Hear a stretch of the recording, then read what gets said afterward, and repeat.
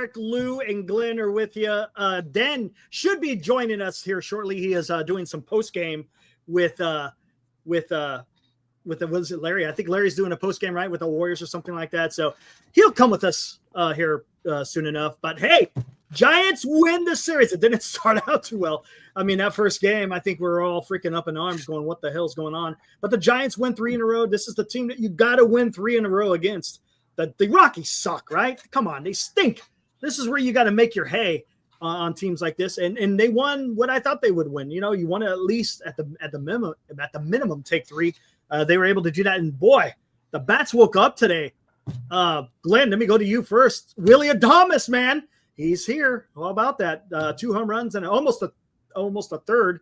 Wind up hitting off the top of the wall and got a double out of it. But what'd you think? He's just a smooth guy. He's just sliding into the routine of being a Giant, man. He got off to a slow start. I'm more worried about the other guys, though. You know, the Lamont Wades of the world and the Patrick Baileys and these guys batting 1. Lou, I don't know if you've heard me say it on the air. I don't know if you agree with me. I feel like when I go to Las Vegas, I like to look at the odds boards. I take some notes before I make my bet. If I'm looking at the odds boards and saying, hey, they got 9 players, we got 6. Well, it makes a big difference. We got a depleted lineup when it comes to the batter's box. And I have always said lucky, and at times they have been. But you can't, how this team continues to win with what they have on paper, there's 2 different things, on paper and what they're doing. And I have yet to figure this out, Lou. Yeah, you know, I'm going to bring up tonight, you know, you got to remember the batting started coming across, you know, great, but we went against a pitcher who was 0-3 with an ERA of 6.92. And I just got back from Vegas for the Kentucky Derby, and I had never seen a team $4.40 favorite. So the Giants had to win today.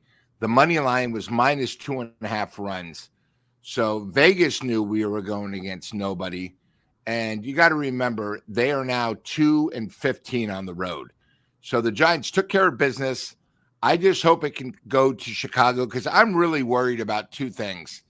The Giants, yeah, we took care of business, but our hitting, you know, is not against solid major league pitchers, are average at best. And, you know, this team starting out great, 8-1, might have actually hurt the Giants because I think especially, you know, our chat and fans, we live in a dream world. We need so much help. We don't have a DH. We have, I think the kicker, and I think I heard Eric say it the other night when I was in Vegas because I listened to your show. We had a guy batting 128 was our pinch hitter in the 9th inning when the Giants were down. 128. There's a problem where we had 4 guys batting below 200.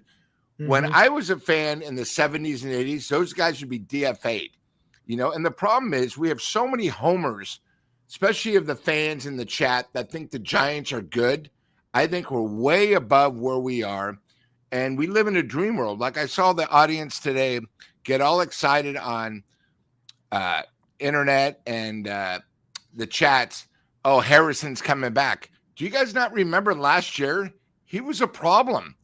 I don't really care about what guys do in the AAA. It means nothing to me. It's like spring training. It's what you do. You know, there's such a big step to me from high school to college. Basketball is a huge step. Well, AAA to the majors, you know, as we know, our buddy Crash Davis was a great AAA player, but he never made it to the majors. He had a very slim thing. You know, everyone talks about Harrison. Oh, my God, he's throwing 98. Who cares? It's AAA. I want to see him give me at least 5 or 6 places on the major league. I don't care if he's a lefty. I don't care if he throws 98. You got to remember the Giants minor league system is horrible. We're horrible for a reason. We don't have much talent.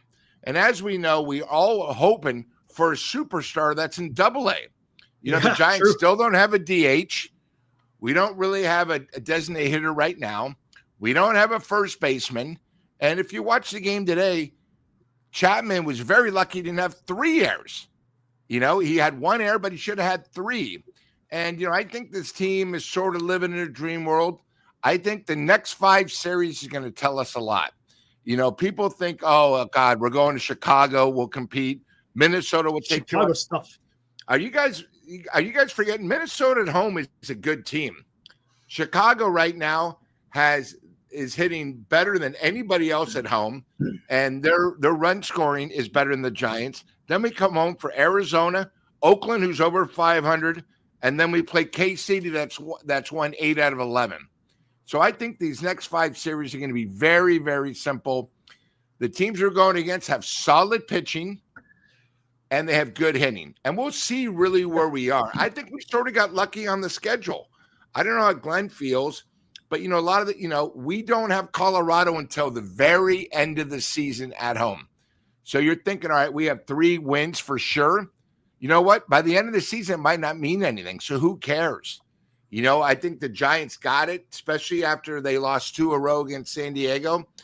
But, right now this team is a little above average. I just think we see, oh, my God.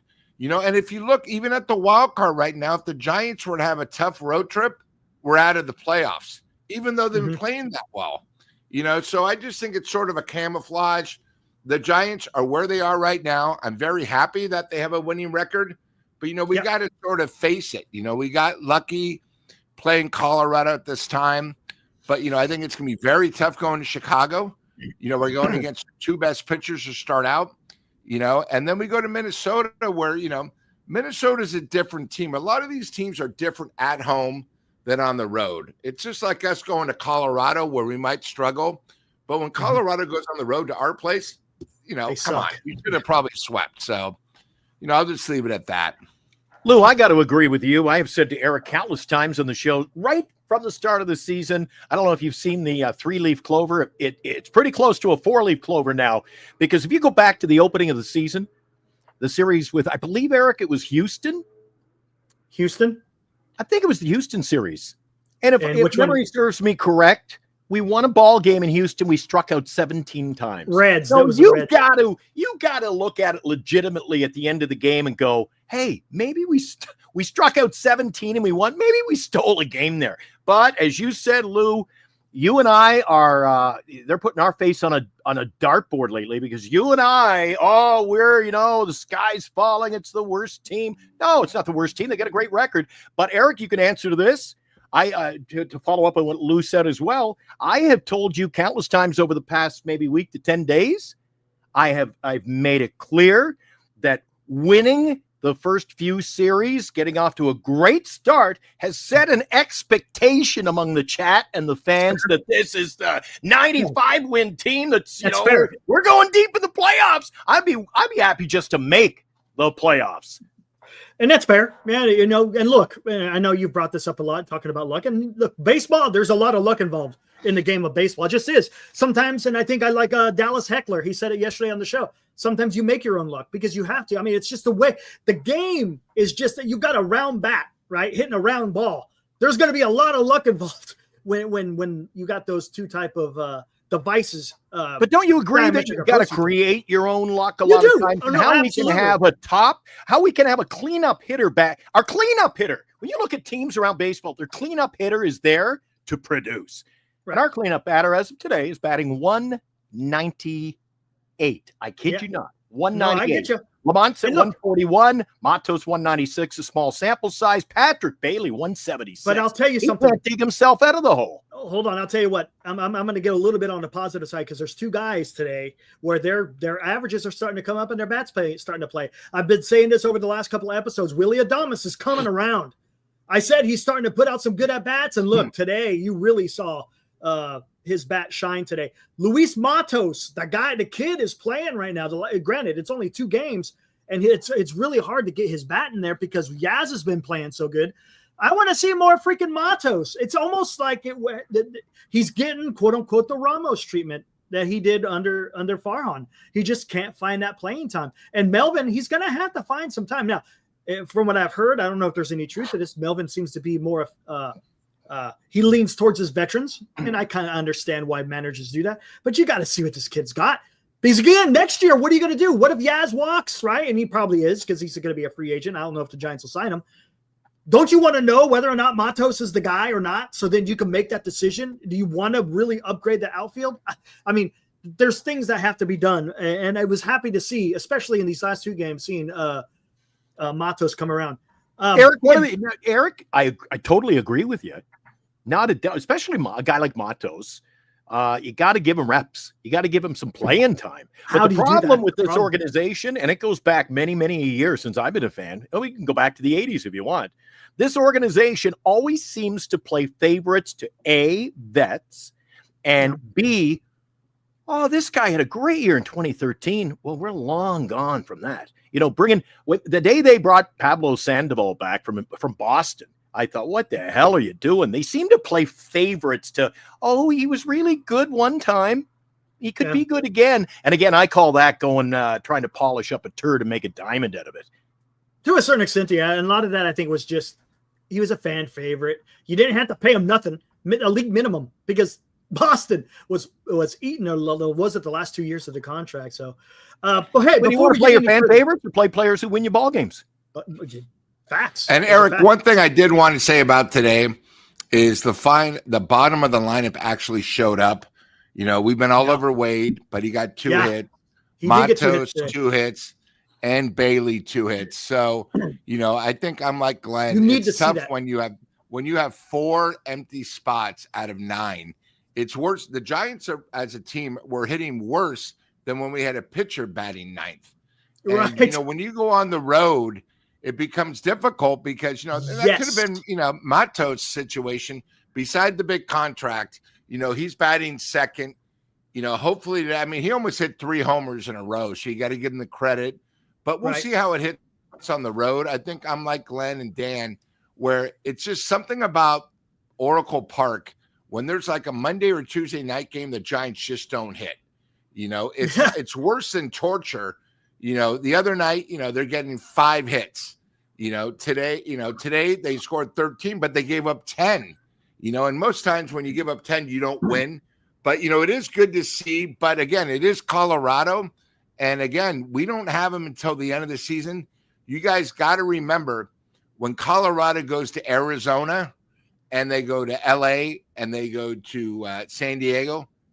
We got to hope that they can just hopefully get 1 game. If not, they're going to sweep them. And us losing that 1 game on Thursday night, instead of a +4, it's only a +2. Makes sense. We're going to taste of that last week. And you said we're going to Chicago. The chips fall where they may. And you can beat the teams like Colorado. And you can have a winning record early in the season. But when you face the cream of the crop in Major League Baseball from both leagues, you just can't be putting out a lineup where your cleanup hitter's batting 198. I don't care how much love you have for him, or he gets some pop occasionally out of his bat. You're not gonna. You know what? It's by the end of the season, they're lacking already a lot of consistency to win. Yep. Yeah. Real quick, you can't keep. Lou, I call it smoke and mirrors. They've gotten a few, and people are like, they're winning with talent. I go, well, I'm looking at the averages, and they got 3 batters who don't have a batting average this year better than Madison Bumgarner's career batting average. Yeah. Not everybody in our chat and people looking on YouTube are like Rob, where Robert thinks, like today we did a post-game show with Dan, and before he said it, I go, Rob, please do not say Webb pitched like a Cy Young. He pitched against a team with 4 wins, okay? They were 450 favorite. He did what he had to do to win, which is great. That's all we're asking, But like Robert lives in a dream world where the Giants are going to win 120 games. They're not going to win 120. If you look right now in the wild card, if the Giants have a tough road trip, we're out of the playoffs, even though we're playing this well. We just got to face reality. We need a lot of help. We need guys to have great years, or it's going to be like everything else. It's going to be where we're going to be battling for 500. And the one good thing is getting rid of Farhan. Hopefully Buster has the balls to actually say, guys, you know what? We need a DH. Guys, we still remember we have 1 left-hand reliever. How this is going on where we're now a month into the season with only one left-hander, that's absurd. You know, he's got to make moves, and hopefully instead of Farhan, as Eric said, always waited till the last second, Buster sees the problem, solves the problem. You know, if we have pitching in the minors and we're not going to go to the big club, let's use him to get somebody that can help the big club. Yes. And Eric, can I say one other thing? Is just to piggyback off what Lou was saying. When was it? You can say they picked up Adames. They saw everybody seems to, and I'm still not in love with Verlander, but you know he seems to be picking it up a notch. Again, he's not been facing the greatest teams, so the jury for me is still out on him. But when was the last time during a season? And not to say, I don't think they've made the most exceptional moves in the offseason, but when was the last time that the San Francisco Giants have made legitimate moves during a season to upgrade and recognize 2021 an issue? 2021 when they got Chris Bryant. That was huge. That was a great move, to be honest. I thought that was a great move, but prior to that, I'm saying you got to go back to the playoff years. You got to go back to Hunter Pence, Marco Scudero. Yeah, playoff runs. Cody Ross. Yeah. Playoff years when they weren't afraid to pull the trigger. I don't know why this team sits idly by. Yeah. And Glenn, you got to remember. Juniors, well, the Giants sometimes almost appear to me to be like our chat. Well, you know, give him time. He's a real good hitter. Yeah. Well, if he's a real good hitter, why isn't he hitting good? Yeah, and you got to remember, a lot of those trades during them weren't the trade deadline. It was the waivers that was later after the trade deadline where, you know, people had to go through waivers. Like I missed the waiver line. Yeah, the waiver line was sort of the key to the Giants. The one thing they've been doing, though, is, and you were talking today about Matos, Bailey, and Koss were the big hitters on the team. Wade also had a couple of hits. But one of the reasons why they're winning and why I call it luck is they always seem to have, today was the bottom of the lineup, the guys who haven't been hitting. Somebody is always picking the team up on a daily basis. So somebody comes through to win the ball game. I just don't think this is – I think Dan was saying today that he doesn't agree that once I place it, you can't go to Vegas and change your bet. You can't hedge your. I bought a ticket on this, but I want to trade it in now. I know it's in the third period. You can't do that. I said it's a 79 win team, so that's what I got to stick. I'll tell you what, they could win 85. They could win, but I picked them to win 79. I got to stand by what I picked. Let's see what happens because guys are starting to hit now. Now, the question is, can they maintain? Because Wade, even though when he first started, it was atrocious, but his last week. He's getting a little bit more contact. He's not striking out as much, and maybe these balls are starting to fall in for hits. So let's see what happens. Same thing with Bailey, but you can't keep rolling with it. I mean, if you're in the end of May, the beginning of June, and they're still betting on the interstate, well, then you got to start making some moves because right now, because of the nature of their record, you can afford to have these guys right now. Really, honest. I mean, if you think about it, it sucks. It sucks. But if you're out there always winning. You know, you could kind of hedge a little bit more. I agree, Eric, but that goes back to what I said. A false expectation of what you actually had. If this team was 13-21, a totally different narrative would be talking about right now. Totally different. I'm looking at today's lineup, and we've got Yaz coming slowly back down to earth. He's batting 283 as of today. That's decent. And you've got Jung-Hoo batting 305. Do you realize after that, the next best average is 240? Yeah. And then it goes 240, 230, 212, 196, 176, 198. Well, they're coming up though. That's the important part because it was 98. Yeah, but back in the day, you'd be batting 240 saying, well, you're coming around to bat 280. Now, why is it now that a quality player's got to bat 228 is a great average. Different. That's the reason. It's hard to sit there and compare eras at this particular time. You're going to do yourself. You're just going to go mad because it's a different type of baseball, and it's unfortunately. I hope it starts reverting back, kind of like Jung-Hoo Lee is kind of almost like a little bit of a throwback. He's just about to he's about getting the base hits and getting some doubles.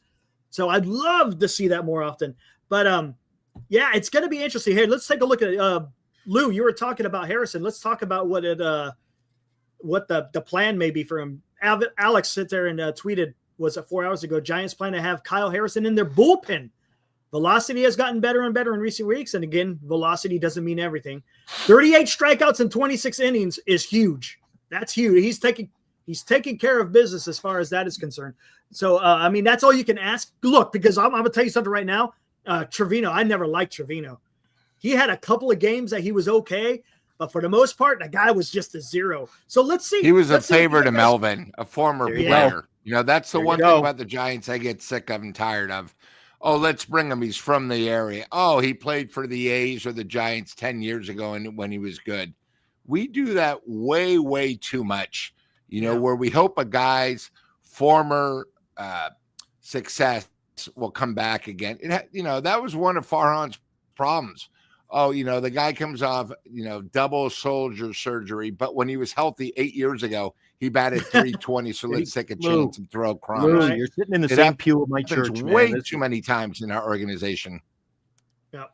This is why Lou and I can't do a show together. It's one of those things. Nobody would like Lou and I doing a show, just he and I, because we call it spade. And the other thing about the Giants, the thing about the Giants is we went against Colorado, and the last two pitchers were ranked 332nd and 346th in the league. We're not going to Chicago, where Chicago is great at home.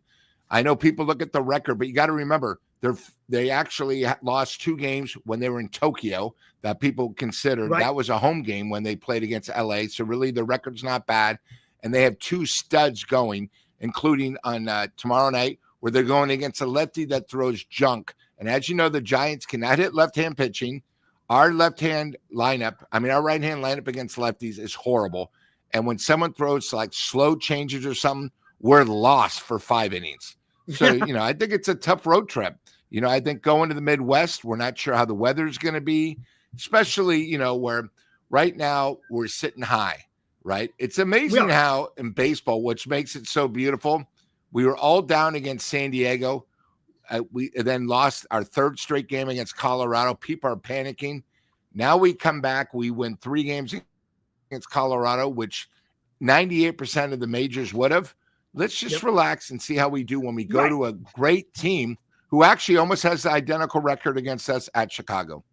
Yep, that's a great, and you know, this is going to be a good test. This test right here, it's going to almost be similar to when they faced New York and Philadelphia. But Chicago's playing much better right now. I mean, they are a really good baseball team.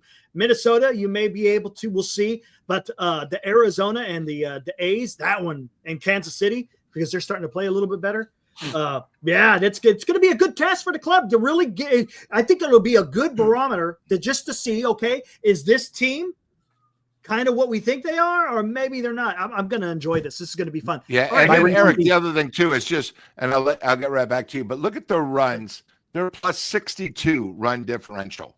That's huge. The Giants are going to have to show up, great pitching, hitting the clutch, or it won't even be close. Correct. Yeah, and my recency bias is, Eric, we're going to go into Chicago. That's going to be so tough. It can be. Series. It depends on when the wind's blowing, right? And my recency bias is, look what we did in San Diego for 2 games last week. True. And arguably, Chicago is probably right there as far as their lineup is concerned. They crushed the ball, man. You got Suzuki who's playing well, Tucker who's playing well. Who's that catcher? Who's that catcher that's hitting all those bombs for them? I can't remember what his name is. You got Pete Crow Armstrong out there. I mean, they got a decent team out there. I think it's Keller. That's who it is. But yeah, it's gonna be interesting. All right, hey, before we get any further, guys, it's that time of the year, and we're gonna have a donation. We kind of talked about it. Lou, I don't know. Do you want to give the kind of the backstory on what we got going on here with this young woman? Have at it. Mine that lives in Carson City, and her nephew has a personal friend who she played softball with, could have probably gone Division I, and unfortunately she suffered a problem where she wasn't feeling healthy. And I recommend everybody on the chat, if you have a significant other, just have them get checked. and she got checked. And unfortunately, she's come down with basically a problem with her liver, a cancerous liver. I'm not sure of the terminology, Eric. You know it better than me. And it's a horrible story of a young lady who just turned 20 that needs our help. And one of the things we do here on the Hot Corner and both of our stations is I'm pretty lucky where I have some great Giants tickets, and we want to help them out. One of the things we did last year with one of Eric's friends is we had a horrible situation where a young lady, unfortunately, went to bed, was getting married in 3 months, had a kid, and didn't have insurance, and unfortunately passed away in her sleep. And Eric asked me, "Hey, Lou, I'd like to do something for a favor for me. What can we do? Can you donate tickets?" Without thinking, we donated tickets. And we're going to do it again this year. And we're going to do it every year if we can help somebody, where we're going to give tickets on a Friday, front row for the Giants. You're also going to get your name on the scoreboard. We're also going to supply parking, and you're going to get to go for batting practice and see either the home or the visiting team. This is the photo of the seats, and you get a chance. The tickets themselves on Friday, it's probably worth, the tickets are about for four would be probably between $900 and $1,000. I'm donating them, and we're going to put up squares for people. And when you buy a square, you get a chance to go to the game. You're going to be able to pick the square, and in return, you're going to get to go to a Friday night front row Giants game, and it's either going to be August 8th or August 29th. The reason why we're doing 2 games is it's the summer. Whoever wins, you got to remember, if you have a family, great seats, but, during the summer, you might be going back to school. You might be on vacation. So you're going to choose what game you want, and we're going to give you 4 tickets front row for the Giants game, and we're going to fulfill everything. And Eric is going to, talk a little bit more about it. But, it's great to give back to the community where, you got a chance for $20. It doesn't matter if you want to spend 20 or 100. It's for an amazing cause, an amazing woman, a young lady. Next weekend, we're actually going to have a young lady come on named Kennedy, who's actually going to speak about how great Haley is, a personal friend. And, one of the things, guys, we're very spoiled. We get to do what we love. We get to follow our teams. But when somebody of the community needs help, we want to step up, and that's what we're doing. There you go, Eric, Lou, and look at this. Her father has a comment right here. Mark Busby, thank you so much. This is my beautiful daughter. We're going to fight like hell to beat this. Thank you for all the support, Mark. We're happy to help you. I have a daughter who's 23 years old, so I could totally relate to what you must be going through. We thank our lucky stars that she's healthy and she doesn't have any issues. But I could totally understand the angst that you must be feeling with you and your family. So whatever we could do to help, that's what it's about. And not only are we going to sit there and help, people could sit there and they get to enjoy a baseball game as well. So not only are you donating money to help a great cause, you're also going to be able to go, watch a baseball game there in the front row. So whatever we could do to help, that's awesome, Mark. Yeah. And Mark, one thing is I've never met you, but Kennedy, I know very well. I know her aunt, Megan, who's been a great friend of mine for 10 years. So we're so glad we can help you, just to make you, your family, just feel a little appreciated. We want to help out because, we read the article where, from Reno, Carson City to Phoenix, it's not easy. The other thing is a lot of times people don't plan for this. It's almost like a funeral, right? Where, all of a sudden you need to come up with money to help your kids, and it's nothing planned. And, we're just there to help you out. And that's really what's most important. And we're glad the Hot Corner, we can do that here. Absolutely. And so here we go. We'd love to do it. So Eric, why don't you just sort of tell us what we're doing? And we'll here we go. There. So we got these squares. We got 100 squares. Everyone, each square is going to be $20. Limit 5 per person. So, people aren't, gaming the system, even though, you could use someone else's name, but there you go. The QR codes right there is for our good friend Ibrahim. He's in the chat. He's a dedicated chat member. He knows how to deal with money with his profession. He's going to be our treasurer. So, guys, if you see that QR code, what I want you to do is you send the QR code, send it to Ibrahim. Make sure you have a little note in there. Explain to Ibrahim what number do you want, and give a good name as well too. And then what we're going to do is once we get all the squares filled, we'll run a random number generator here on the show, and then it's going to randomly pick whatever number it picks. That's going to be the winner. So it'll be a lot of fun. We'll have some fun with that when we do the drawing. But yeah, there you go. The very top one is Venmo, if you guys prefer Venmo. The bottom one is Zelle, if you guys prefer Zelle. Again, and as we fill in the squares, I'll fill in the names as well. Ibrahim is also going to have an Excel spreadsheet that's going to track all the names and numbers as well. So go for it, guys. Whatever number you guys want, and we'll get you guys in there. And then, like I said, as soon as we get them all filled up, we will draw the lucky winner. Again, it's going to a fantastic cause. All the proceeds, guys, every single dollar is going to go to help Haley. So that's $2,000, guys. We will be helping. And again, it's not just us. It's not just myself, Dan, Glenn, and Lou. It's the community that we got here, guys, because we got a lot of people out there who want to partake in helping this young girl, and it'd be awesome for us to do this. So there you go, guys. Yeah, we got a lot of guys, Eric, too, that they live on very fixed income. So if you can't, at least spread the word. Let your friends know. Maybe they want to help us out. And I think, Eric, you said you'll be a lucky winner. I think we end up with 2 winners. Somebody gets to go to the game. Lou's helping out with that.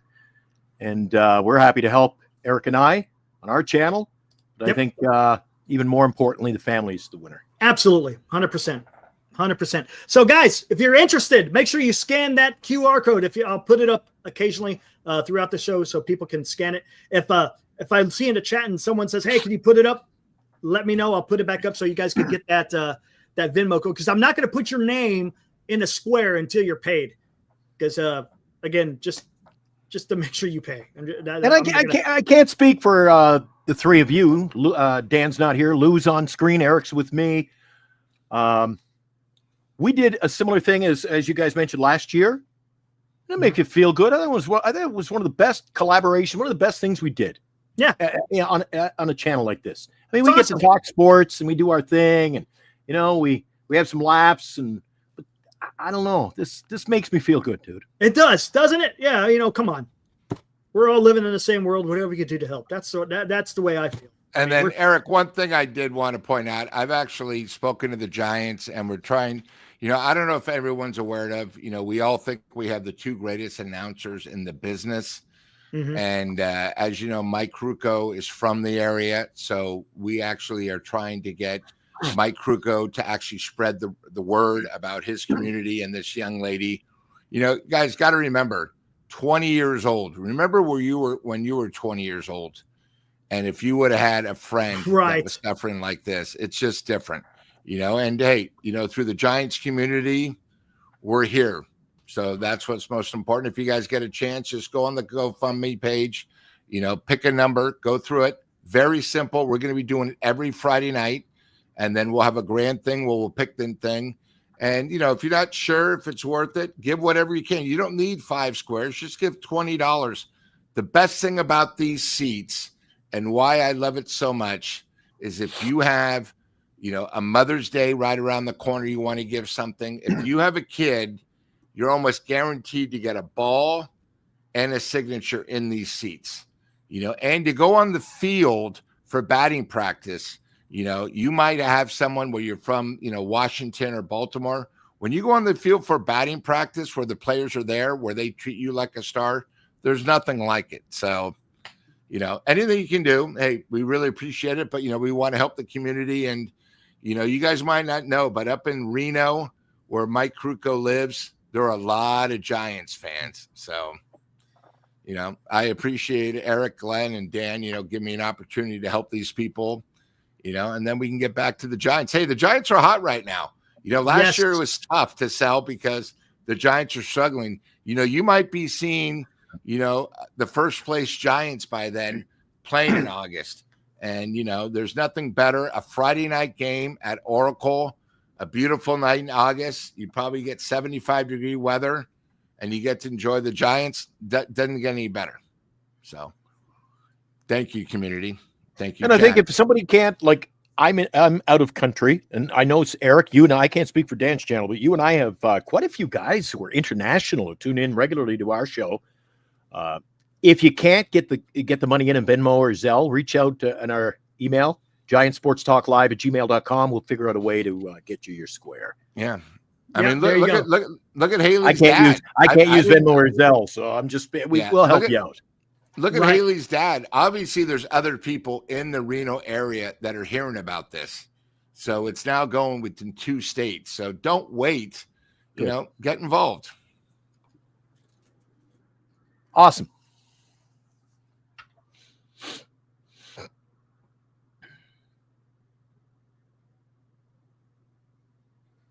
The Giants it's amazing what makes baseball so great.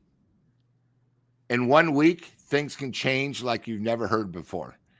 Thursday night, people were like, what the hell is going on? We lost to Colorado. And now 3 days later, people are feeling a little bit more confidence. Hey, wow. And Eric, Jim. we got a great super chat. Thank you, Jim. Wow, Jim. Thank you, sir. We will make sure that money, I don't know who you sent it to, Jim. I don't know if you sent it through Dan or through mine or mine and Glenn's. We'll make sure that money gets to the GoFundMe. No doubt about it. So just let me know which way it went. Yeah. Do you think he did that to give to the GoFund, or is he interested in No, he squares? said, I saw him say he's going to do a super chat and just give it to her. Oh, you're awesome. Thank you, Jim. Awesome. Jim, if it's in ours, Eric, we'll just make sure it gets to the fund. So maybe we'll surpass the, if you guys want to make a donation too, that's all well and good. So we appreciate it. Exactly. One thing I will do, thank you, Jim. One of the things I do a lot is I'm very spoiled where I have many tickets. Like, I've always offered Glenn, if you're ever in town, let's get together for a game. But if somebody wants to donate something, where who knows, we might have somebody, a CEO or somebody, a big baseball fan, who knows, they could be like me that had sovereignty to win the Kentucky Derby. If you ever want to go to a Giants game, there are other front row tickets for a game where if you say, hey, Lou, I want to go, I want to use them, but I'm willing to pay a little bit more, we'll give your name to the GoFundMe page. Just let Eric or Glenn or me know. We're here. It's just not the one event. But, hey, Giants are doing good. Jim, thank you very much. I love the last name, Thorkill. You got to appreciate that. But Jim, thank you for the great donation. And I've never heard of Jim, so I don't know if he's with your crew, Glenn. Oh, yeah, it's Jim all the time. You. Yeah, he's good in job, our buddy. Great job. Yes, much appreciated. Giants are doing good. Lou, you're doing good too. Appreciate what you do, man. You were kind of spearheading last year, and I would say for the first time, it was pretty good success last year in our fundraiser. The guy stepped up. Yeah, so, and you know what's funny is I met the guy. It was a great guy from Sacramento. Kitchen Handy, right? His wife, at Kitchen Handy, and then his 3-year-old.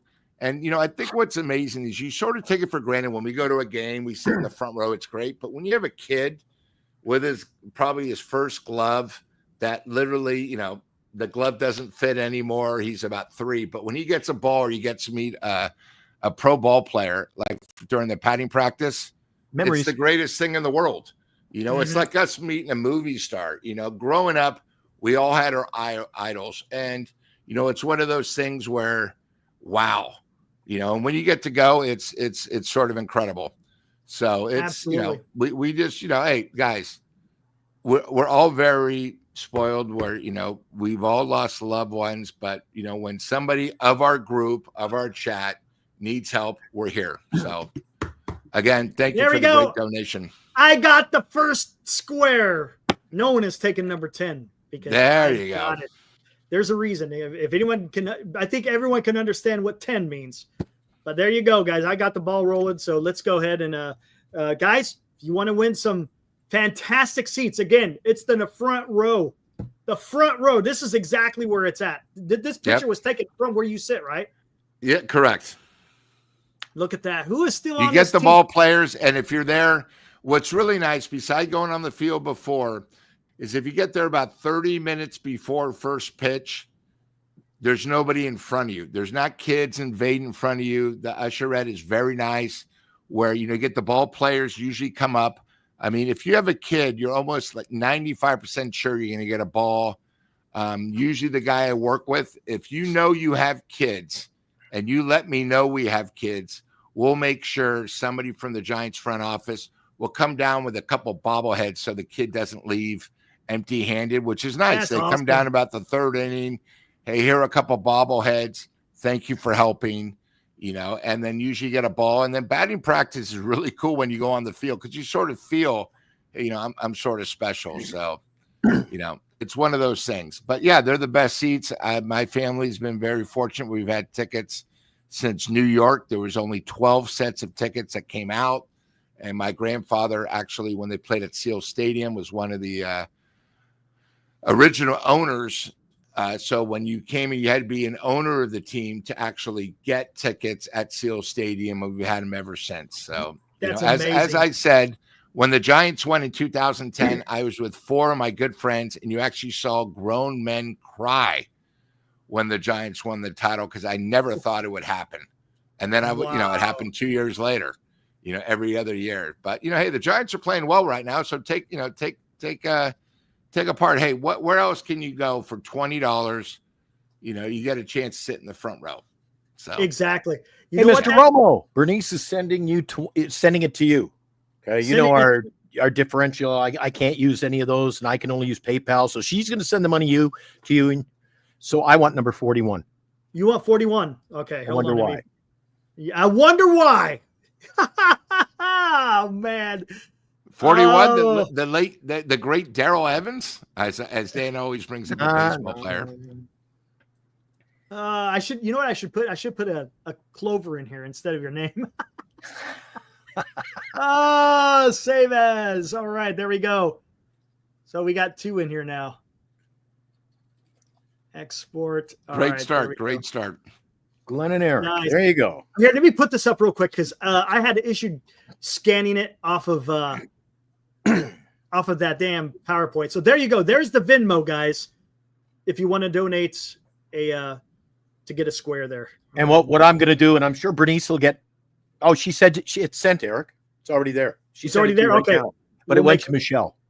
Okay, that's fine. We'll get that. We'll get that. I'll end up buying 4 more in the coming week, whatever, before it's all said and done. Bernice will be getting hers, and then if there's any left over, then I'll make sure that my company looks after that. Hey, all right then. Well, there you go. And Eric, like last year, I'm going to take the last 5. So whatever's not done, and I won't use the tickets. I will donate them to somebody who wins the the number. So if it comes up my number, I will say I don't want it, and we'll put it back in there. Right on. So Hey, make sure you hold guys on one second. I see Orange Man. It's already. He wants numbers. He wants 4 of them. Holy crap! Is that 4? Is that correct, Orange Man? Get ready, Eric. It's coming. It's coming. You remember last year? It's coming. I know, dude. It was a pain. Here, let me see. We could do a whole show. Eric was plugging in names. Oh yeah, I was a madman. 23 and 32. All right. Did you already do the Venmo, Orange Man? If you haven't, here, let me put this back up here. Let me get rid of that and bring this back up. Here we go. So just look what we got to look forward to this, Eric. This week we're playing Chicago. If it gets a little out of hand, we can always dump the chat. We can do this for an hour. Yeah, right. Right on. We got some fallback, but we're going to make it a priority at the same. Hey, we're trying to help. You're trying to do our part, right? There you go. There it is. Zell. Oh, he wants Zell. Okay, hold on one second. Hold on. I got that too. Go back here. Stop. Share. And let's bring up. Is this one Zell? This one's Zell right here. Here we go. There you go. There's Zell. Let me know once it goes through, Orange Man. And then I'll put your name in there. Right on. Thank you, Caesar. Right. Hey, Eric, can I say something? First of all, go for it. Jim Thorkill, again, I really appreciate the $50. Awesome, dude. But let me tell you something.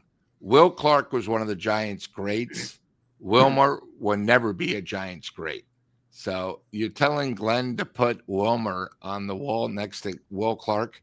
Will Clark is attaboy. Almost a stud. Attaboy. Wilmer is still way down here. Okay, he's got a Attaboy. lot to Don't prove. listen to Lou. Don't listen to Lou. I'm just What's up, deloading? And listen, I'm like Glenn, where one of my big picks is I love Wilmer to hit 30 homers, but just don't compare him to Will Clark. I mean, my God, you got to remember what Will did. You know, he was called the Thrill for a reason. Wilmer is still just Wilmer. So I'll just leave it at that, please. Thanks. Yeah, he's got 1 stolen base this year. Jeez, he's like 5th on the team in stolen bases. What more do you want from the guy? What did you say? 5th? Yeah, well, dude, it's better than at least he's not batting 120. Got a point. Plus, I'm winning over Lou. Lou's always anti-women's basketball, but I think he's going to be there opening night. I'm going to be wandering the halls of the Chase Center, and I'm going to say, "Is that you, Lou? Is that you?" That's a big go, negative. No, I just want to see.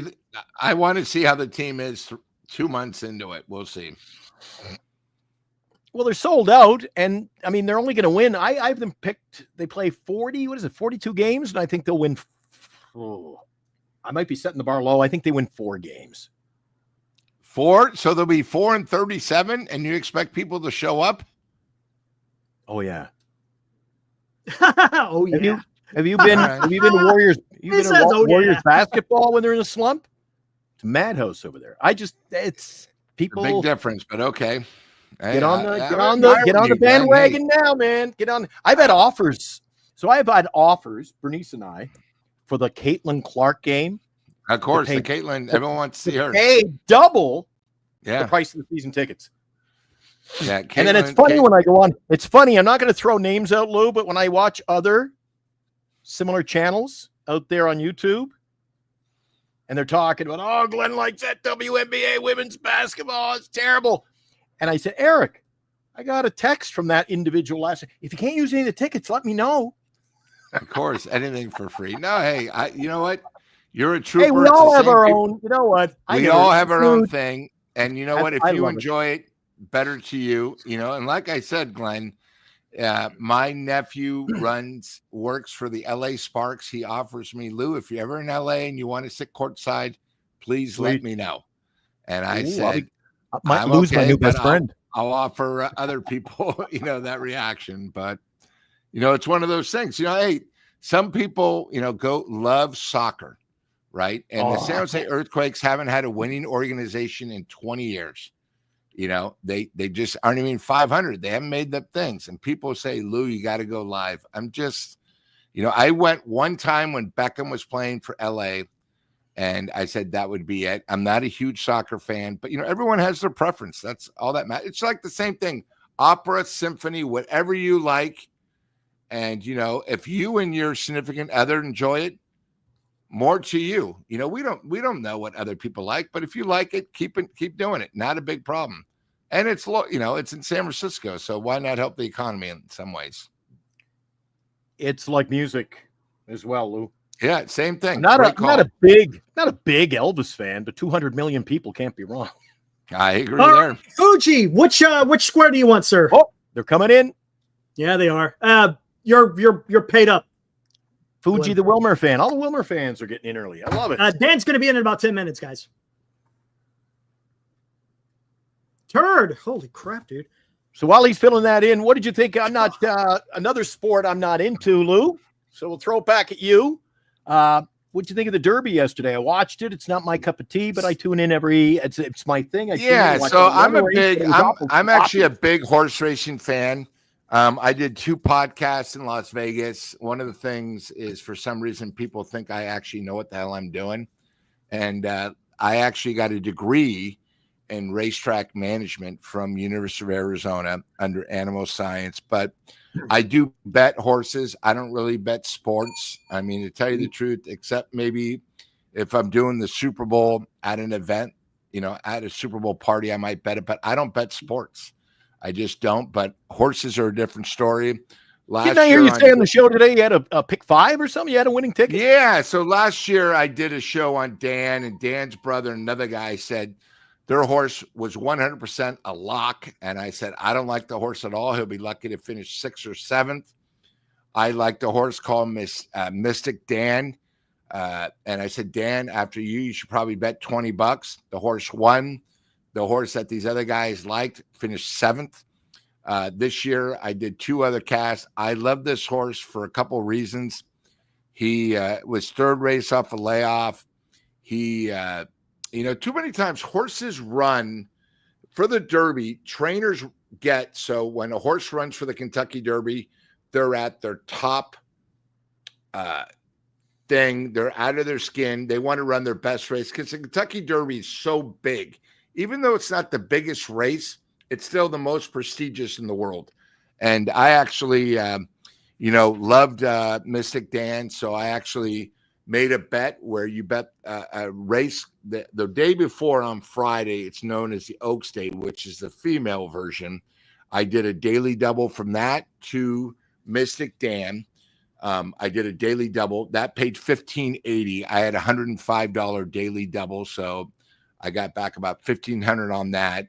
And then I do a thing called exotic bets where I had a pick 4, a pick 5, and it all ended on Sovereignty. So when Sovereignty made the big move and he actually got onto the shoulder of a horse called Journalism from the West Coast, who was favored from the race, I mean, there was a desk in front of me. I was pounding it. I literally lost my voice. And what was ironic is I had a flight originally scheduled for 8:20. It was canceled. So my flight was at 6 o'clock. The race took off at 4:05. I saw the race, haven't even cashed my ticket yet. I still got the winners right here. So I'm going to have to go back probably for the Belmont. And it was one of those things where, horse racing, especially in the Derby, not the best horse always wins. But, at my work, they think I know what I'm doing. So I gave the horse out a lot. There were 2 gentlemen on Dan's network that said, hey, who does Lou like? I want to bet the Derby. Dan actually called me an hour before. He goes, Lou, who do you like? I said, I like number 18. And the horse came out and, I don't want to say it was lucky because there is a lot of, I watch a lot of films and everything, but the horse I liked was Sovereignty. And, he paid $20 to win. And, it was one of those things where everything turned out perfect, Glenn. Great day. Eric, Nice. So, Hey, Eric, what's our favorite horse? Number 5. Oh, Satan's Lad. Devil's Lad. Or Devil's Lad. That's what it was. Devil's Lad. That was Devil's Lad. Highway to Heaven. Yeah. That's what it was. Eric and I are big Highway to Heaven Little House. Yeah, I love that stuff. I love Highway to Heaven. Very underrated. It is.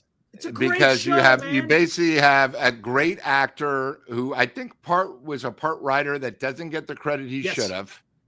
And, I think between Highways Heaven and, to tell you the truth, if I do see it, the great, what's the other one with the,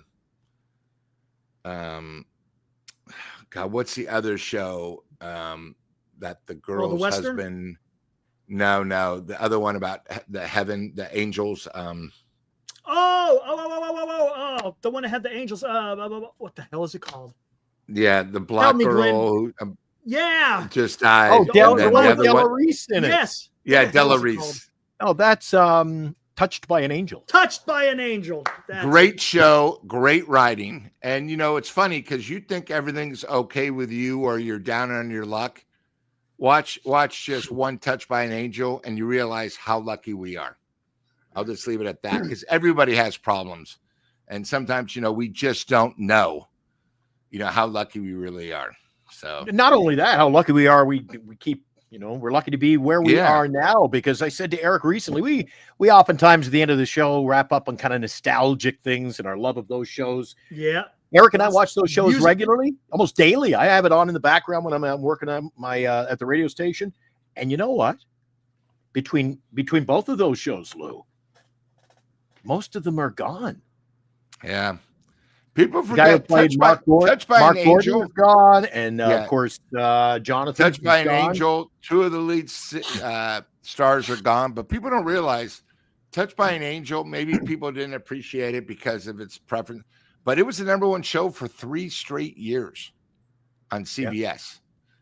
But it's just because, people don't realize too. It's like everyone likes the music now. Glenn's a great fan of the 70s and 80s. We like it when people wrote their own songs, played their own instruments, and came up with a great concept. I go way back. One of my favorite shows of all time. Bernice gets sick of it because if you're not a fan and you have to watch the same 39 episodes over and over and over again. But I love Jackie Gleason and Art Carney. I love the Honeymooners. Of course. Original. Oh, by the way, before we forget, Eric, a couple more. Fuji wrote again. So I just wanted to let you know on Super Chats. Nice. Thank you. Oh, there you go. My bad. Thank you. Lou, you should bet with Los D on which high school wins the Bruce Mahoney Trophy next year. I can't remember when Sacred Hearts won one of the last 10. Fuji, you always talk about that. I don't know if you're from the Bay Area.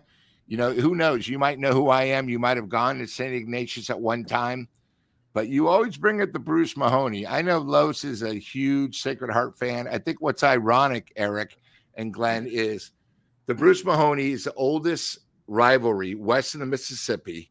When I went, they had the big three sports: football, basketball, and baseball. And if you won two, you won the trophy. And Bruce Mahoney was two buddies that unfortunately went to war that were buddies, and they did, an award after both of them called the Bruce Mahoney. Now it's best of 5, 3 of 5, since now SI is co-ed. But when I went to St. Ignatius, we only lost to Sacred Heart, I think, one time out of all three sports in my 4 years. But I actually dated a girl in high school who went to a school called Cathedral, which was like Sacred Heart turf. But as being a fan, Fuji, you went to Reardon, purple and gold, great year this year, great, fantastic basketball season. I know you guys lost in the state title to a great team in LA, and then I'll just say one more thing, Fuji, as you know, being a Reardon alumni right now, the principal went to St. Ignatius, class of 1986. His name is Tim Reardon, and he's the principal of Reardon High. Sort of a strange thing, a guy with the same name. But Fuji, thank you for the donation.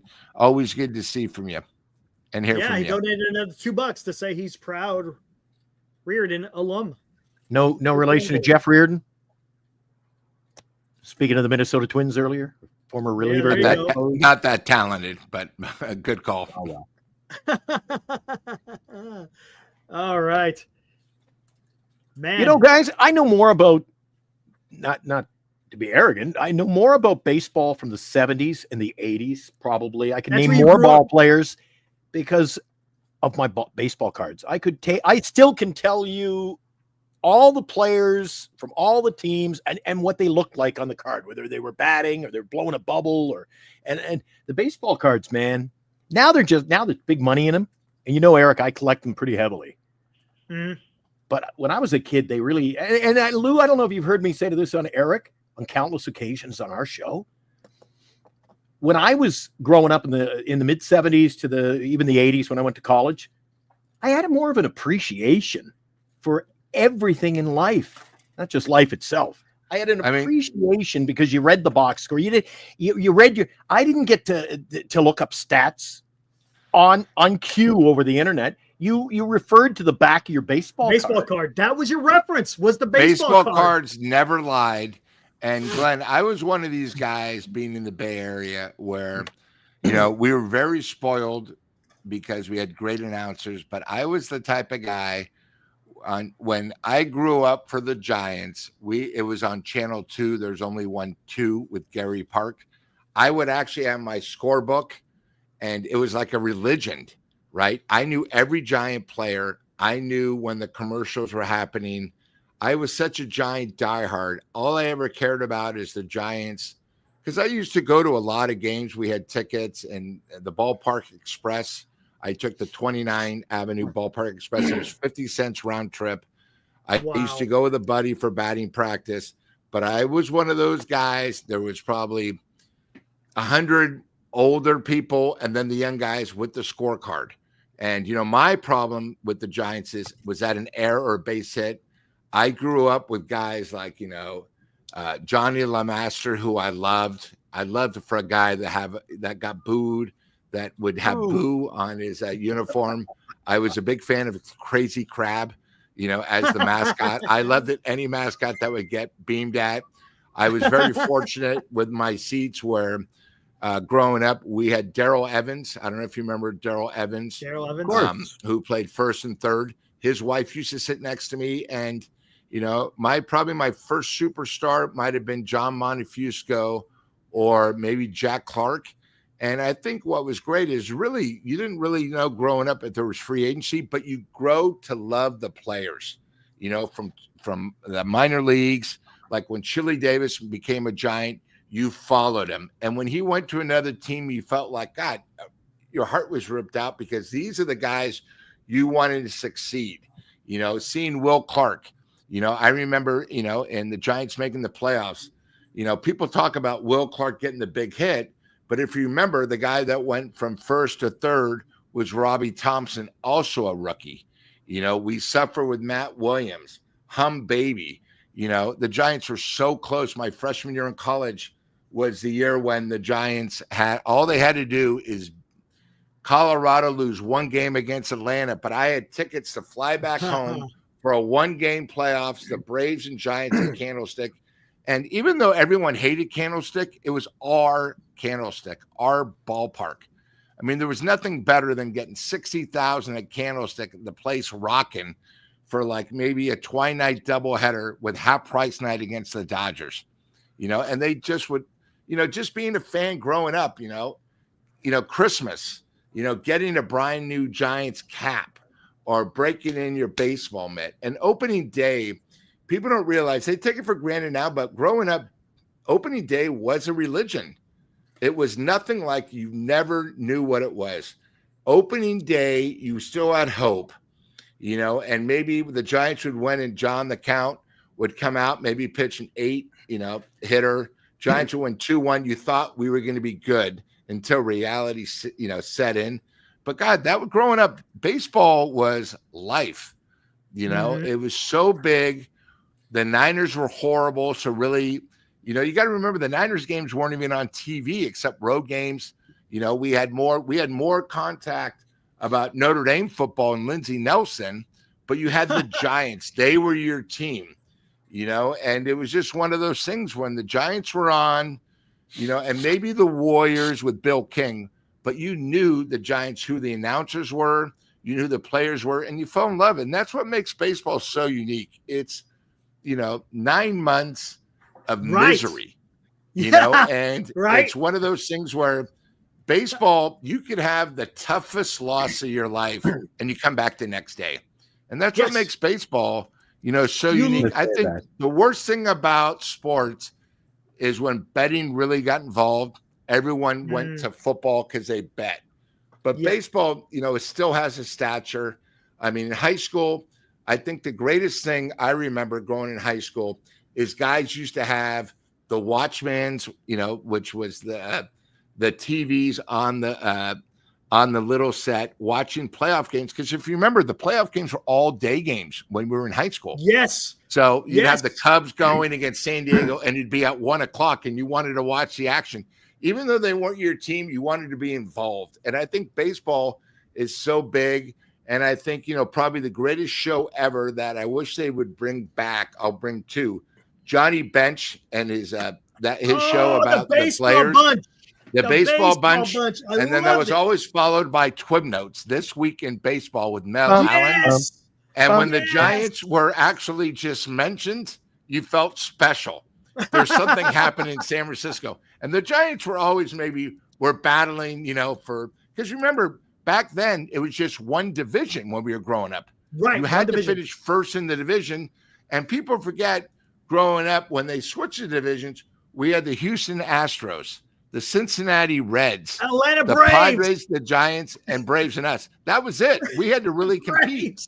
So you knew who your geographical misappropriation. Yeah, exactly. But, that's what made baseball so good. But, you knew in March, opening day's right around the corner. And, you're just going through the motions. There was nothing like it. And I think that's what makes baseball is you remember your tough losses.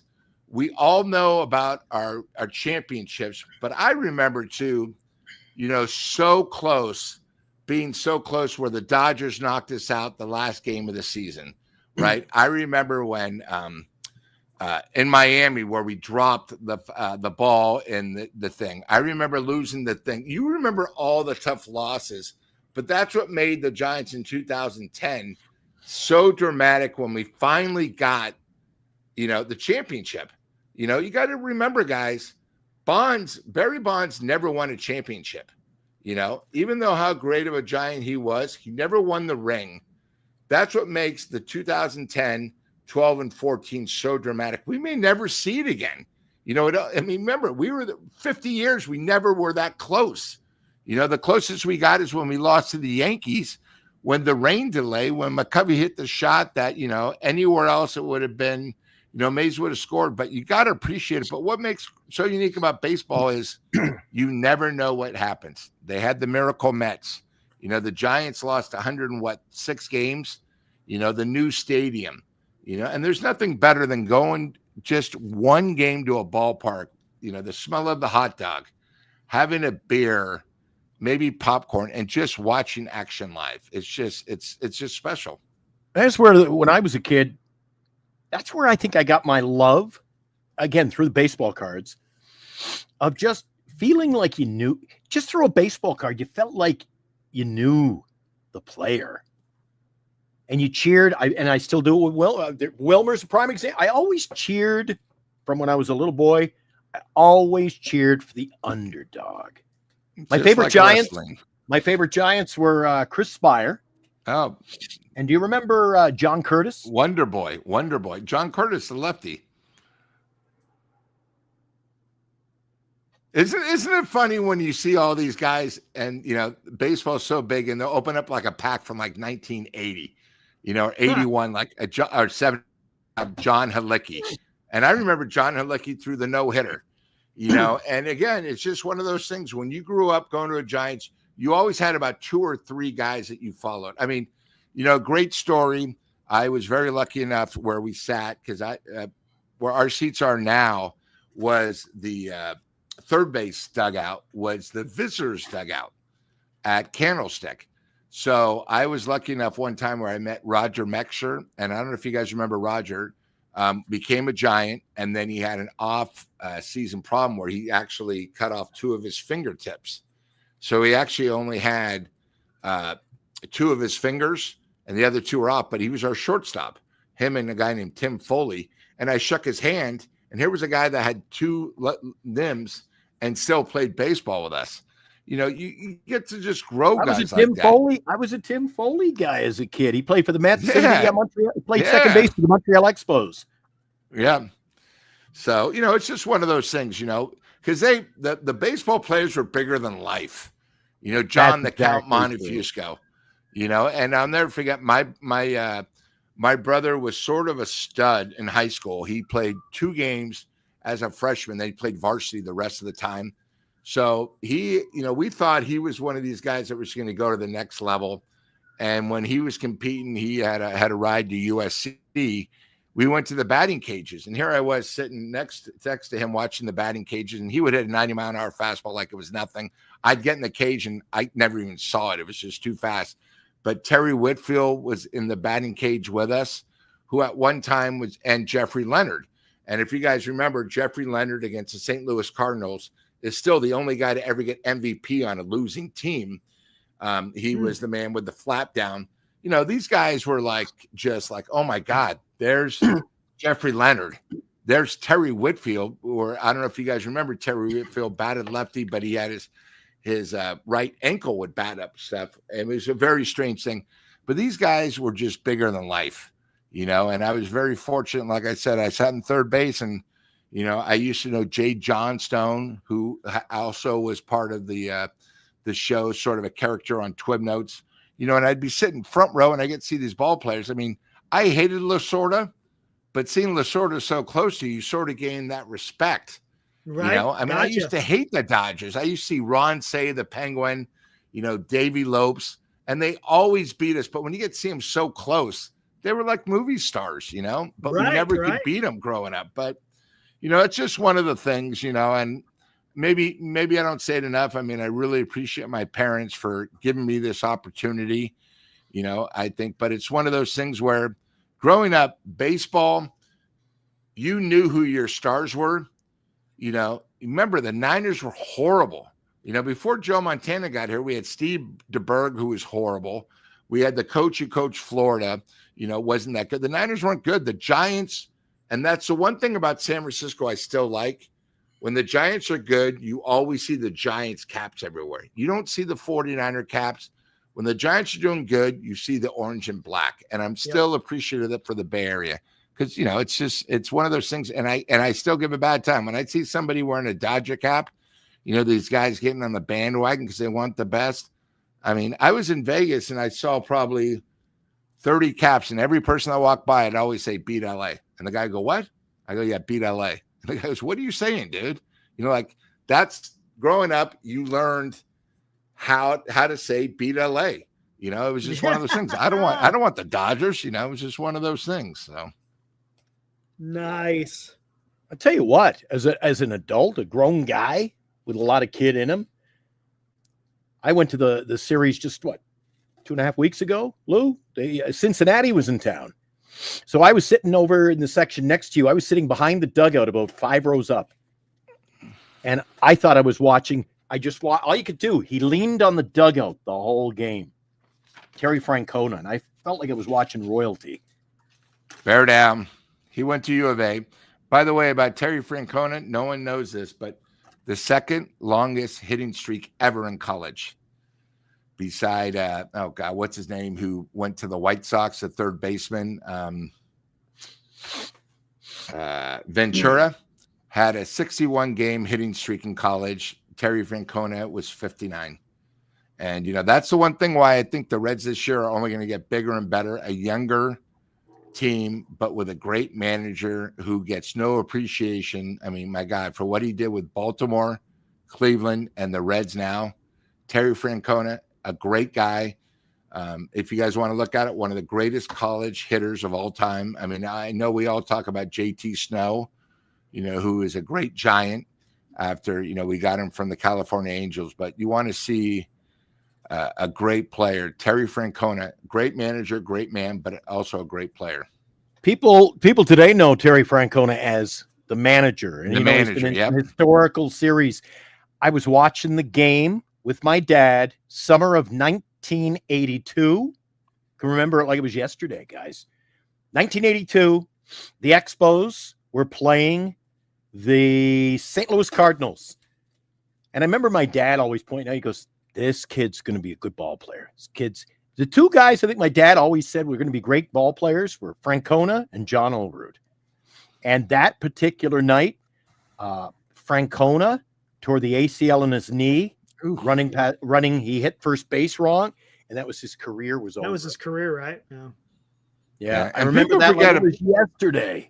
And you know what's funny is people forget about how great the Expos were and how great of a fan base they had when they were there.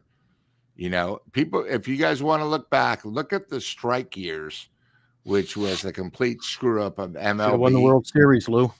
Yep, should have won it. But my God, you know, people away. talk about Andre Dawson, who, of course, was more famous for the Cubs, was, you know, with Montreal.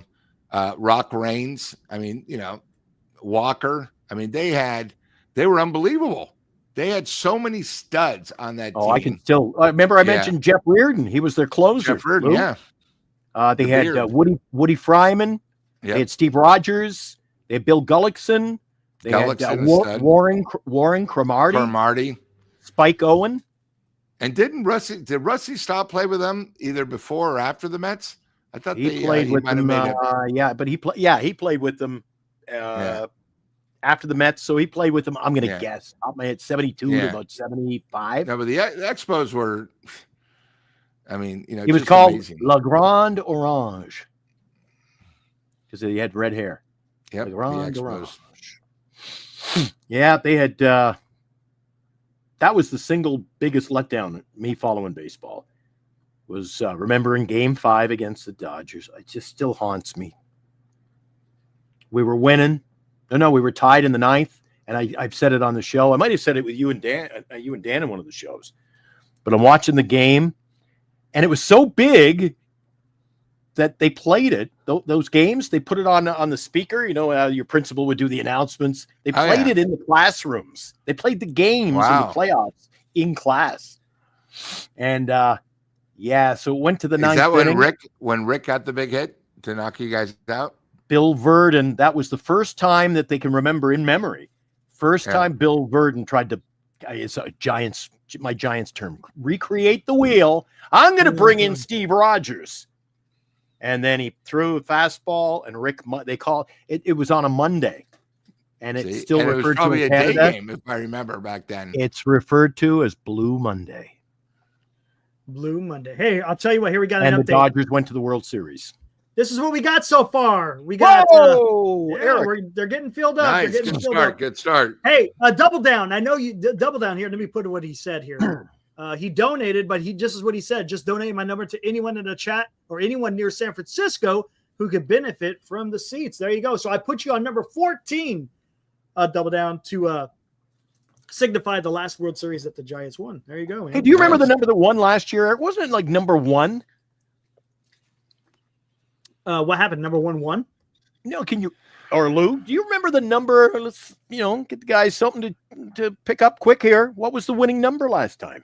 I don't remember. I know it wasn't a ball player, but it was like, or like 23. It was some odd number. I don't know. Yeah, it was an odd number because, one of the things Dan does is anyone picks up, 44, McCovey. 24, I got to get Mays, but it was a non-player if I remember right. Yeah, I wouldn't do that, would I? No, never. What number do I got? There you go, double down. 41. Yeah. Thanks, double down. There you go. That's what we got. So again, for those of you who want to donate, there is the numbers right there so far. So we got a few of them filled up. Look at that. Not too bad. Again, I'll tell you, Lou, when I sat behind the dugout there a week ago, a little over a week ago now. It's funny when I'm in my seats up top, in either, what do you call level 2? I can walk right into the restaurant. Club level. Club level, right. I'm either in club level or I like the first row in the upper bowl. The 300 level, yeah, I remember saying that. And when I'm watching it, I'm like, geez, I never get a shot at a ball or get anything like that. Dude, when they run off the field and they throw the ball. And they throw it up after them. Not even near me. And every time, who had about 4 putouts that game was Jung Hoo. He throws it to the bleachers. God. I was like, I'm standing there. I'm standing up. I'm like, what? And they're like, oh, he already threw the ball into the crowd. I'm like, no. They're like, yeah, he threw it into the Coke bottle. I'm like, you bugger. Well, it's funny you say that because I probably get about 5 or 6 kids that wait there right toward probably where by seat 1 for the foul ball, but the ball's already been thrown out and the kids still don't know. It's bizarre. But hey, guys, they're great seats. You're seeing a possible first place team. And again, I appreciate everyone, for giving an opportunity. And we'll do this every Sunday night. Eric and Glenn, I really appreciate you taking, some of the time. But, it's one of those things, why not? It's hey, Lou, summer. I don't know if you've ever heard me say this from the show before. See the ball? Not yet. Hold on. Now you can. You can see the ball? Yeah. Who's it signed by? It's not. I caught the last foul ball in Expos history. Oh, there you go. Yeah, I was working. I was doing the radio for the junior team, and nobody was going to these games. Nobody, dude. This place was cavernous, cement, empty, and we were playing a team called the Laval. What were they called? Laval Titan, I think, at the time. So we were playing in Montreal. And a couple of guys in the training staff, one of the coaches, let's go to the Expos game. And I'm like, oh, geez, I got 1 foot out the door. I'm ready to go. And we should have him on the show some night, Eric. The guy who I would room with on the road, he's still to this day. And just his expression, he lights up. Because anytime this story always comes up in like when we get together or we do like club functions, he says, I knew when Glenny's arm went in there between the row underneath the seat. I said, he's coming out with that ball. And sure enough, there it is. The last ball, foul ball. And it was hit by, and I still can't Really, remember. Dan? Another, was it nuts? Lou, who was the Cincinnati Reds power hitting first baseman, a lefty who went on to work for MLB Network? No. In the 80s. At the last Expos game. The last game was against Cincinnati. And the guy played first base. He was a left-handed hitter. Yeah, that's why I thought I got Dan Dreesen for the Reds. He was on their panel, their desk there at the MLB Network. Actually, I'll Google. White guy. Wow, sounds like a lot of stuff going on with Cy over there, huh? You just go watch the show. All right, fair enough. Yeah, how was it, Dan? Oh man, it was entertaining. Very entertaining. There you go. Entertaining. Entertaining. Glenn, Todd Bainsinger? No. We're the first. Is that a Winnipeg Jets jersey you're wearing? I think it was Sean Casey, if I'm not mistaken. Oh God, that far back. That's a Winnipeg Jets jersey. Okay. Hey, is that a Winnipeg? Yeah, there you go. See ya. Oh no! He got Dan, the welcome. What the hell was that about? Now we spent the whole show. Lou and I have broken bread over the WNBA, and now you're kicking me out over this jersey. You broke bread over the. You didn't bring Lou. You didn't come to the dark side, did you? No. Oh, okay. All right. Okay. Never, Lou. Never. Dude, do you remember me posting up in your show like 9 hours ago saying it's 2-0 about 8 minutes into the game? What's that? I posted in your chat. I said it's 2-0 for the Blues. Yeah, I heard that. Like 8 minutes in. Oh, I know. I can't believe they. I was watching. I cannot believe they pulled the goalie twice and scored twice. It was 1.6. 1.7 seconds. I can't and then believe double overtime. All 3 goals in the game were tips. Tip-ins. See, they were beautiful tip-ins too. Talk about precision. Hey Dan, we got the fundraiser going. Yeah, I was watching on my phone here while you guys were on. I just my volume down. How did it go? Any squares filled yet? Yeah, we got quite a few. I think we're close to what is it? Maybe 15, 20, somewhere around there already. Nice. The father came in and chimed in. Really? It was awesome, man. Yeah. It was really father cool. of the daughter who's ill. Yes, yeah. Oh, yeah, that's awesome. Popped in, had a little chat, and we're like, "Yeah, right on. Glad to help. Good stuff." And then Eric, like I said, we're gonna have her personal friend on next week. Correct. And her name's Kennedy, and I think, I want to give a shout out to Megan, who is Kennedy's aunt.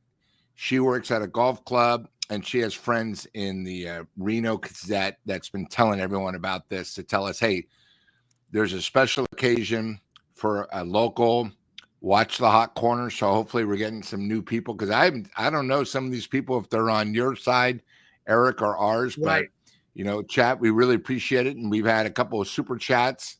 We had a gentleman I've never heard of, Dan, named Jim Thorkill, that gave $50. Nice. And then of course the Fuji man has been talking. So yeah, it's it's a good start. As you know, with the Giants doing good, the tickets are a little bit easier to sell. So it's for a great occasion. And well, Dan, how did the show go? Everyone excited about the Warriors' big win? Well, yeah, it was. It got a little heated there. I wasn't involved in it, fortunately, but just kept quiet. But it just got out of hand, and there's just a lot of bashing on Steve Kerr's side. Cyrus doesn't like bashing on the coach. Well, Cyrus does not like Kerr and whatever, but Cy and Carl Carl was kind of remaining calm, but Cy was getting all upset. But anyway, this is it's unfortunate it had to go that way, but but Dan, men's basketball is not my thing. Didn't they win by 15 or 20 points? It sounds like the Giants fan base over there, man. You're still nobody's ever happy, dude, in the Bay Area. When they win, they're pissed off. When they lose, they're pissed off. Yeah, I don't know, man. I thought everybody would be thrilled. Yeah, I'm with deloading. I thought Kerr coached a masterful game tonight. It was very good game plan, and I could tell from the way the Warriors were playing after the first quarter. I felt like they were going to take them because they were just ready to play, and those guys are veterans that were not going to be denied, and they played with determination. That was it. Sometimes when you're 35 to 37 years old, you have to pick your spots, and you cannot just go gangbusters every game, and you have to know what you're capable of. And those guys knew if it came down to game 7, they'd be ready. I'm convinced. Yeah, I also heard, Dan, that a thing came back for game 7 called defense and hitting big shots when it counted. Well, and they were hustling after loose balls and everything. They got were, every loose ball tonight, or before they, were just a second look, slow. they're the better team. The Warriors are more talented than the Rockets. The Rockets, that's why series are totally different in the than playoffs. Just a regular game. Yeah, I agree. And those guys, they probably needed that energy in game 5 and should have probably done it in game 5. And, I was mistaken thinking they would win game 6 because when they lost game 5 at home, the Rockets had gotten some momentum and the Warriors were, tired, but they knew they had game 7. I just felt like the Warriors were going to come through. Was a little unsure the way the things were going, but look, Kerr's a top coach for a reason. I mean, he's not just he does know how to strategize. He's got assistants that help out. He listens to his assistants. He's not the guy making every decision. His head coaches rely heavily on the input of their assistants. In the flow of the game, assistants are making comments. Why do you think, Terry Stotts is sitting right next to him and forgetting the other name of the assistant, Jerry Stackhouse. Look, and then the Warriors were they got stars, The Warriors have stars. Curry and Butler are stars, and the Rockets don't have any stars yet. So I don't know, but anyway, I'm just kind of. And Dan, I had somebody that wrote me tonight about Giants with Zito, where people thought Zito's contract was a waste, but without Zito, we wouldn't have won a World Series, as people forget. How about Buddy Hield? Oh, did you? How about Buddy Hield tonight? I compared the two tonight. Oh, did you? Okay, I wasn't listening. Sorry, I was on this show. But hey, Buddy Dan. Hield deserved this contract tonight. In the biggest game of his career, end of the season, he came through like a champ. So, I know, and I've been one to say he can't shoot anymore in the clutch, and he shot up like a stud. So, hey, Dan, I appreciate it. Dan, I know you just came in here. We've had a good show. Lou, Eric, good job. I'll see you tomorrow night, Eric, 8:00. I got to run. I got to run too. That's right. It's I got to already get over to 11. the newsroom and get I got work to do. And I didn't think we could be going this late. It's 1:00. No problem. I'm behind the eight ball. I'm going to run too. I just wanted to step in since. You guys keep her going. You guys take her home. No, Eric, I just wanted to talk about 2 super chats, and then I'm going for. Hey, Glenn, thank you for your time. Thank you for everything. Take it easy, Glenn. Good show. Thanks, guys. Good stuff. See you next week. I see you. See you next Sunday. See ya. I was just going to say real quick. Go ahead. Finish that. Yeah. There it is. Fuji, another $5 says Roop, Verlander, and Ray up for the series. Giants try to win one game against the Cubs, a realistic goal. Cubs hitting scares me for the Giants. Agreed. And I'm not too worried about Verlander and Ray as much, but Roop. Eric, hey, Harrison coming up. Do you think Harrison might bullpen? According to Pavlovich, he's going to the bullpen. Yeah. I thought he might be. I thought he might be the bullpen guy. Yeah. And then Eric, did you see Fuji Man's before? His super chat before? I don't know if we talked about that. Oh no, we didn't. Yeah, let's do this. Yeah. I missed the beginning of the show. Not so sure if this was discussed, but I'm nervous at the upcoming Giants schedule for May. Good teams Giants have to play. Yeah, there's going to be some teams that they're going to have to play here. Cubs, Twins. I'm not too worried about the Twins as much, but you never know because you're playing them at home. Arizona, the A's, and Kansas City starting to play well now because they kind of started off a little dookie, as they say. But yeah, that's cool. I'd be a little bit nervous. I was just going to finish with this this comment from D Loading that Go for it. He had in here because it's something that I don't understand. I said it on the show tonight. There's not one coach in basketball. My brother, where'd that go? Here it is. Dude was like Kerr's actively not playing Kuminga because he doesn't like him. Bottom line, if Steve thinks you can help the team win, you will play. Laughing out loud. Yeah. My brother, who's got over 600 wins as a college coach and knows all kinds of Division I coaches, Mark Few. I mean, he knows, I'm drawing a blank. Mike Duke's coach, former coach, all these guys. He knows them all. Yeah. Look, if a coach, you don't, as a coach, play a guy or sit a guy if you think he can help you win. As a coach, you owe it to the rest of your team, but you want to win. You don't go out there thinking, let me see how can I screw this up. And if the guy is good enough to help you play, he's going to play. And that's just it. And it's there's no rhyme or reason. And, comment. It's just nonsense that any coach would sit a guy and because he's sitting him, it's gonna hurt his team. It's just nonsense. Did you think Kuminga deserved to go back in after his play in today? No, he didn't look like he was 0 for 4. Had a turnover and wasn't in the flow defensively. No. So gave him a shot and he just didn't get it, Yeah. And I think people keep forgetting about the Warriors. This is the pros. Kerr's there to win. It's not college or high school where you got to play everyone to make sure they come back the next week. This is game 7. You got to do whatever it takes to win. Forget the feelings, forget the contracts. You're going to play the best of your ability to win. And he did. People should be happy. The Warriors got at least 4 more games.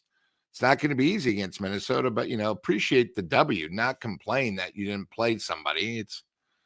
I don't know. That's just me. And look, I know nothing about basketball, but isn't it different when you get into the playoffs, right? Isn't it about playing the best guys? This is not the regular season just saying, hey, let's see what you got, buddy. You're playing to win. This is game 7, right? Every possession is important in the playoffs. Right. Yeah. So, hey, looking forward to next week. We're going to you guys already announced that Glenn Kuiper will be joining? Glenn Kuiper is going to be on the hot corner. So we got a lot of stuff. We're going to have the young woman's friend going to be on Kennedy. Here talking about Kennedy's going to talk about her friend who we're doing the thing for, and then we'll probably have her right away just so she can get everyone fired up for the thing. And then I'm pretty excited about Glenn. I think one thing people forget, Glenn, especially next week, which I think is a key, is the A's are going to be in town the following week. I think it'd be great to hear Glenn. Glenn unfortunately doesn't work for the A's anymore, but he was with the A's probably 8-9 years. He knows how the A's system works. And with the A's coming to town, I think, Dan, great pickup getting Glenn, because we all know how the Giants work. It'd be very interesting to see how the A's work. How is their system? How are they differently run than the Giants? Not ownership, but just the way they're run front office. Because like right now, the A's have a lot of young studs. They do. They're an exciting team.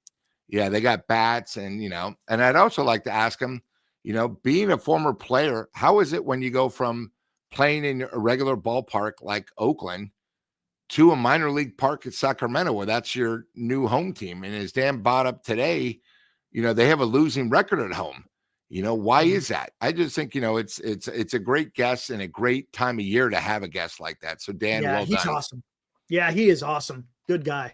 Yeah. So, really probably need to owe that to the producer of the show, Ryan. So he's the one that was able to do that. Yep. So, Let's take that all back. The NBA homer. Good job, Ryan. Way to go. Way to go. Yeah, Ryan, man, he's doing some awesome work. Ryan's doing a lot of work behind the scenes that no one knows about. And look, you got to tip your cap to that kid. And he does work with Marty, right? Isn't he Marty's right-hand guy too? All right, awesome. Yep. Yeah, I would have liked to talk about the Warriors win, but unfortunately it was railroaded. I know. Regardless, we got NCSN for Giants, so we can keep it up, and Giant Sports Talk Live. And I'll tell you what, guys, next Sunday night will be great because there's no Warrior game. They play Tuesday, Thursday, Saturday, Monday. So nice. We'll be able to go on at a regular time. No conflict. And the Giants coming off a pretty tough road trip. Yeah. And I'm excited to hear from the girls' friend and I'll just say this, it sounds like a tragic situation, but I believe in the power of prayer. Absolutely. You guys do pray for this. Don't just, say, oh, I feel terrible. Actually pray for this young woman and that God would touch her and heal her. Yeah, absolutely, man. You can't say it any better. And here's the updated list so far, guys. Look at that. They're filling up, man. I tell you, there's the Venmo and the Zelle. Next week when we bring it back up, if you can't scan it that way, I can bring it up a different way so it's a lot more clear because it might be tough to scan. But yeah, there you go. That is the updated. That's great. Look at that. We just started it today. And that's awesome. That's great work, guys. Great work. Absolutely. I'll have to get a few squares myself. Yeah, and one good thing today I want to remember to bring up, Dan keeps asking, can we get the double win? He got a double win again, the Warriors and the Giants. So that puts everybody in a good mood. It does, right? That's a good double win. And Mike, I'm ecstatic. I probably won't sleep till Wednesday morning when it's all, I'll be up probably. Yeah. I don't know what the heck I'm going to do between now and Tuesday night. But I'm not, I'm besides myself right now. And Mike, I may send you a trade request here shortly. So be looking at that. There you go. His dad had rare liver cancer as well, which is what she's suffering. Well, next Sunday, Anthony. Next Sunday. Put that in the chat. Maybe you can share that if that doctor's still around. Yeah. Wow. Well, guys, my poor wife I watched the Warriors game from 5:30. It's now 11:15, and I haven't talked to her since 5:30. I talked to her during the game, yeah, but but then I went into this show, and then it's this show. Of course. And Dan, most importantly, did Buster get his dinner? Buster did get his dinner, and Buster is crashed, right? Now waiting for his 3 treats. He's waiting for his treats that are in that box right there.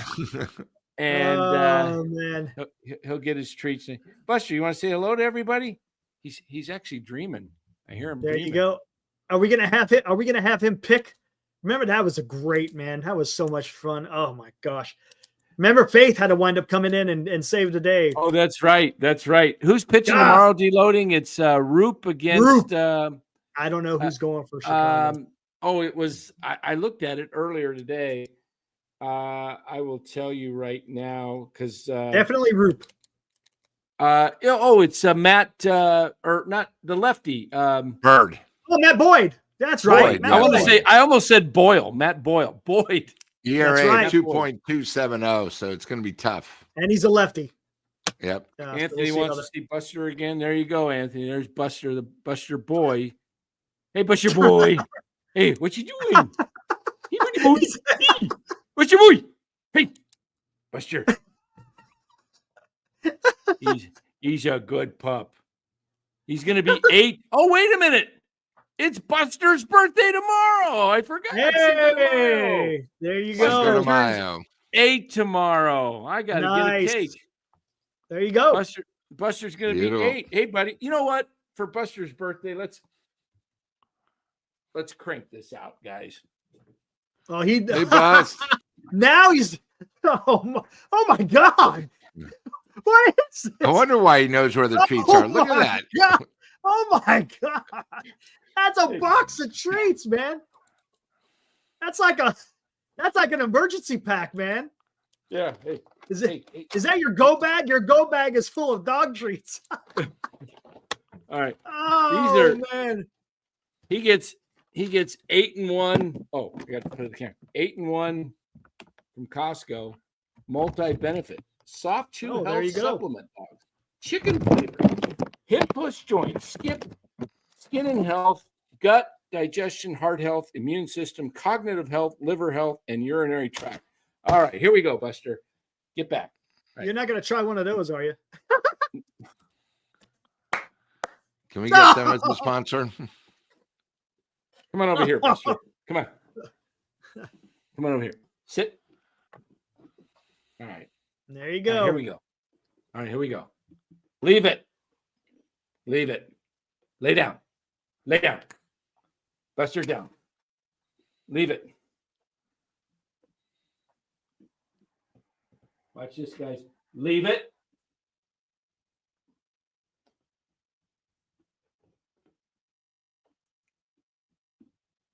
Get the cord. Let him stare at it.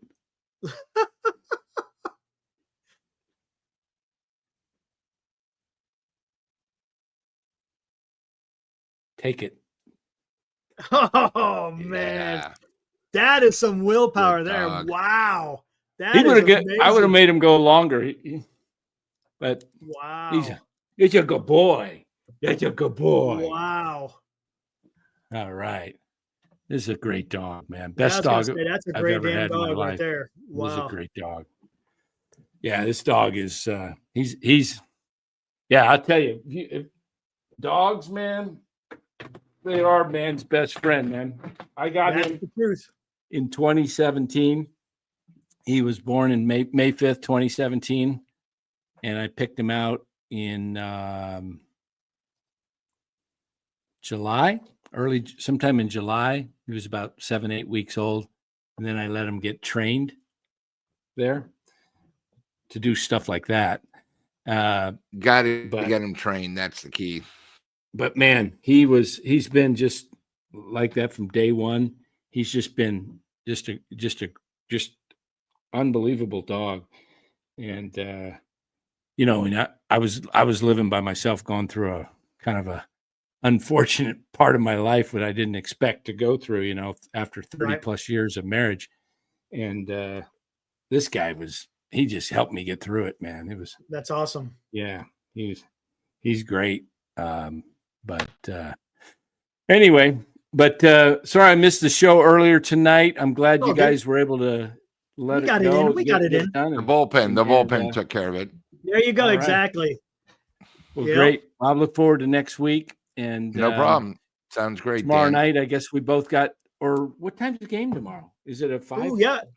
No, I don't know what time they're playing. Giants are at 4:40. 4:40. So. Okay. Yeah. Oh, okay. So we'll probably come on 7:30 ourselves tomorrow night. And we'll go on around 8:30. Sounds good. Perfect. Okay, good. All right, guys.